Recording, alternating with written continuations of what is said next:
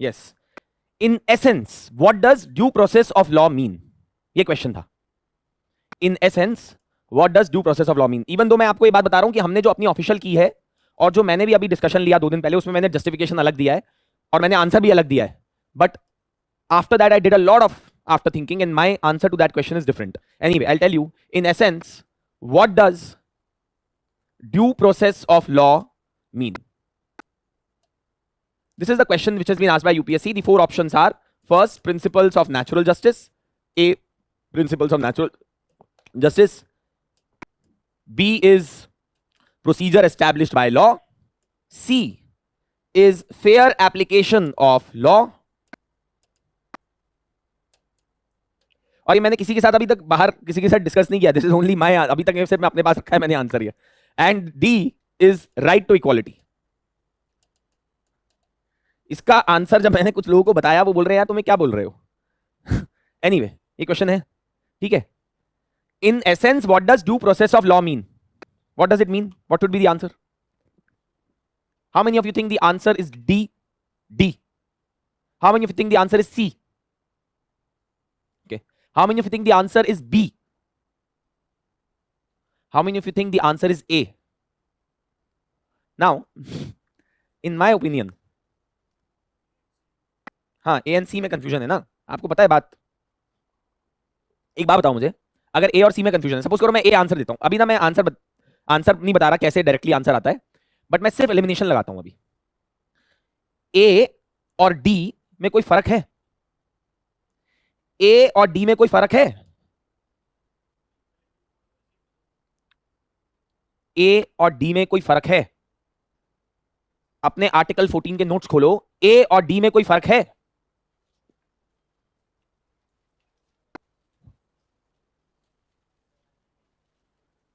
मुझे ये बताओ, मैंने बताया था कि नहीं कि principles of natural justice are an implicit part of right to equality. तो अगर डी आंसर नहीं है तो भाई साहब ए भी आंसर नहीं है। अब एक और बात, fair application of law, law Fairlie apply होनी चाहिए, लॉ फेयरली अप्लाई होनी चाहिए। अगर सपोज करो मैं लॉ अप्लाई करते वक्त डिस्क्रिमिनेट कर दूं 2 लोगों के बीच में, तो क्या लॉ फेयरली अप्लाई होगी? तो क्या ए, सी और डी में कोई फर्क है? नहीं है।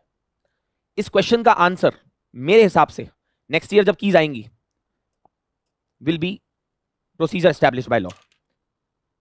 अब आप बोलोगे सर ये क्या बात कर दी, ड्यू प्रोसेस ऑफ लॉ और प्रोसीजर एस्टैब्लिश तो आपने ही खुद बताया था कि ये डिफरेंट कॉन्सेप्ट्स हैं। But please focus on 2 things here. And देखिए मैं I am saying this at a risk of may be sounding, अगर आप ये किसी को जाके बाहर बताएंगे हो सकता है कुछ कोचिंग इंस्टीट्यूट वाले बोलेंगे बेवकूफ है तुम्हारा टीचर, क्या बोल रहा है, पीईबीएल और ड्यू प्रोसेस ऑफ लॉ को सेम चीज बोल रहा है। But listen to me very carefully now, और ये मैं इसलिए बोल रहा हूं क्योंकि मैंने भी जो जस्टिफिकेशन दिया अभी 2 दिन पहले वो इसका दिया, but I was not 101% convinced and मेरा पहला रिएक्शन यही था। But after that what happened was that I just happened to send this question to one of my friends who is a supreme court lawyer, ऐसे ही भेज दिया मैंने उसको, उसने मुझे ये आंसर भेजा, मैंने literally I sent him through, you know, then this is I'm telling you very honestly that knowledge is never perfect. I sent him literally this kind of a derogatory message. So he said that you are a case of blistering barnacles. कभी search करना blistering barnacles क्या होता है. So he said you are a case of blistering barnacles. I argued with him for 1.5 hours on phone, randomly explaining him things. After some time, I just happened to. So he said one thing, you must be a fool that you haven't paid attention to the word essence. He said that what is this essence? Is this some vanilla essence? Now, once उसके बाद मैंने थोड़ी देर बाद में जाके अलग से सोचा ये question. I said it is saying in essence what does due process of law means. Now see, what is due process of law?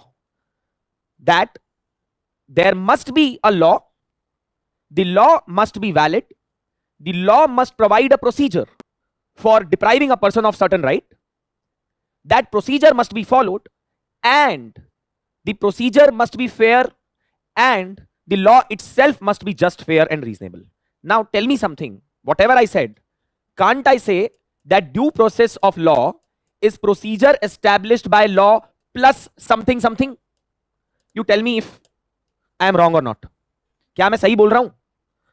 भाई मैंने क्या बोला था, ड्यू प्रोसेस ऑफ लॉ में आप एक ज्यादा स्क्रूटनी करते हो, पर ये तो रहेगा ही रहेगा। उसने पूछा है essence of due process of law, सबने मिस कर दी ये बात। सबने बोला कि ये तो सबसे पहले एलिमिनेट करो। अबे सबसे करेक्ट आंसर ही एलिमिनेट कर दिया तुमने। यूपीएससी, समझ रहे हो? मैंने जब मेरे को ये चमका ना, तो मैंने बोला कि यार जो एग्जामिनर है मेरा, मैंने literally I was telling to one of my friends कि मेरा लिटरली एम्बिशन है अब कि जिस आदमी ने ये पेपर सेट किया है या जिन्होंने भी किया है, मैं उनके जाके पैर छूं literally, that what is their level of intellect, कि उनको पता है कि क्या होने वाला है इस क्वेश्चन के साथ। They know what is going to happen to this,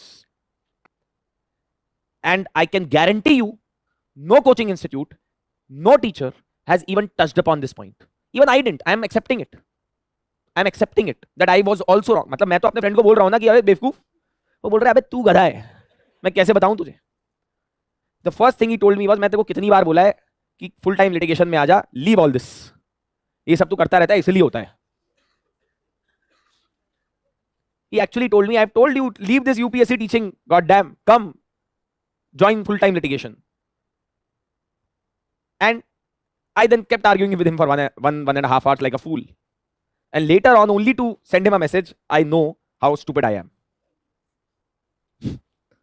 And then I went into that self-deprecation mode. And then he said, don't be so harsh on yourself. I was like, I have to be. Because I couldn't see a very simple thing. That it is asking the essence of due process of law. Essence of due process of law is procedure established by law. Everything else is peripheral, boss. Everything else is peripheral.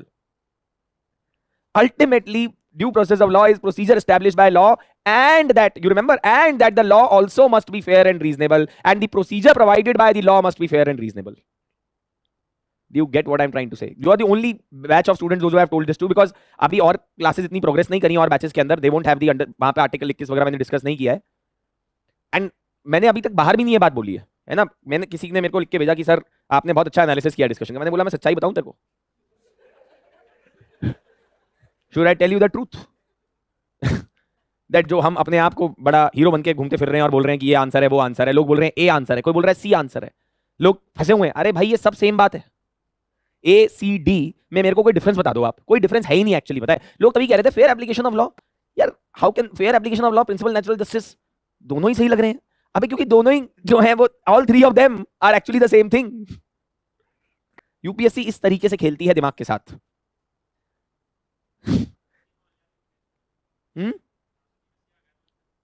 Answer C नहीं आ सकता sir, UPSC बेवकूफ थोड़ी ना है, कैसे आ जाएगा सी sir? देखिए if at all answer आएगा तो वो अगर कोई और बी के अलावा आता है तो वो ए आएगा, बट मैं मान ही नहीं सकता। मैं लेके जाऊंगा सर पिटीशन यूपीएससी के खिलाफ। फिर क्यों नहीं? मैंने आपको क्या पढ़ाया था ईपी रोयप्पा केस में? Court said that principles of natural justice are an implicit part of right to equality, yes or no? And what the hell is fair application of law? It is also the same. I am telling it to you, UPSC played with your minds, they played with everyone, because लोगों ने देखा और बोला काटो इसको, तो eliminate करो ना, कर दिया एलिमिनेट, आंसर ही एलिमिनेट हो गया। जो मैंने आपको चीज बताई है ये सोचना इस पे एक बार। जब अच्छा एक और इंटरेस्टिंग बात, I share this with a friend जिसका कोई लेना देना नहीं है यूपीएससी से किसी भी चीज से। मैंने उसको पहले उसको कॉन्सेप्ट समझाया। मैंने उसको पहले बताया कि कॉन्स्टिट्यूशन आर्टिकल 21 ये लिखा है, फिर मैंने उसको बताया कि मेनका गांधी केस में ऐसा कुछ हुआ, मैंने उसको बताया procedure establish by law, due process of law, कुछ मैंने उसको 5-10 मिनट का एक्सप्लेनेशन दिया, फिर मैंने उसको क्वेश्चन बताया और फिर मैंने उसे बोला कि पता है आंसर इसका ये है। तो उसने मेरे को पहली चीज बोली कि हाँ ये तो बड़ा ऑब्वियस सा जगह है, उसने क्योंकि एसेंस पूछा है। इससे पता है क्या दिखता है कि जो आदमी एक्चुअली इस प्रोसेस से बाहर है ना, ज्यादा नॉलेज से क्लटर्ड नहीं है जिसका दिमाग, वो ज्यादा बेटर दिख पा रहा है इस क्वेश्चन को, क्योंकि हमारी नॉलेज जो है वो कई बार हमारे को you know I read a lot of this one particular philosopher, his name is Jiddu Krishnamurti. So Jiddu Krishnamurti he says that same thing, that intelligence is not knowledge. In fact he says knowledge makes you ignorant, intelligence makes you free, knowledge makes you ignorant. Why?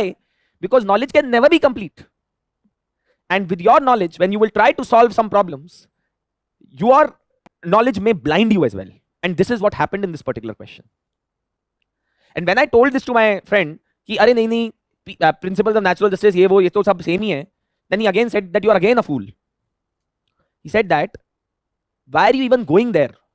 Elimination is not a trait of an intelligent person.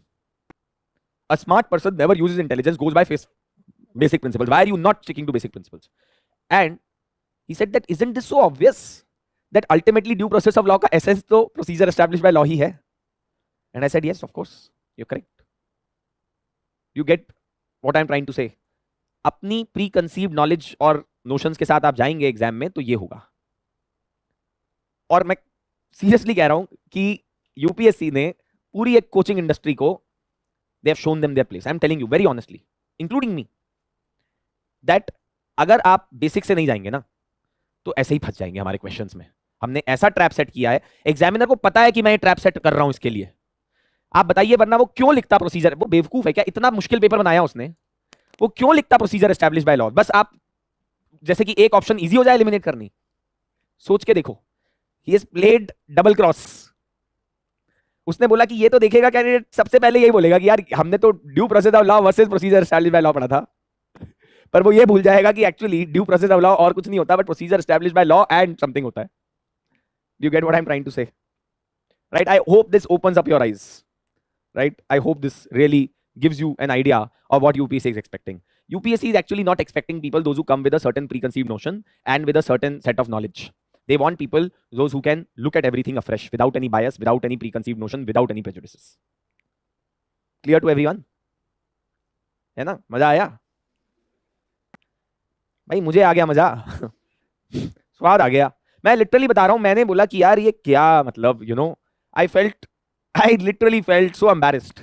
I said कि I couldn't find the right answer to this question because I was also blinded because of all the clutter that was there in my mind without just reading the question. Anyway, so we were discussing about the ordinance making powers of the President of India.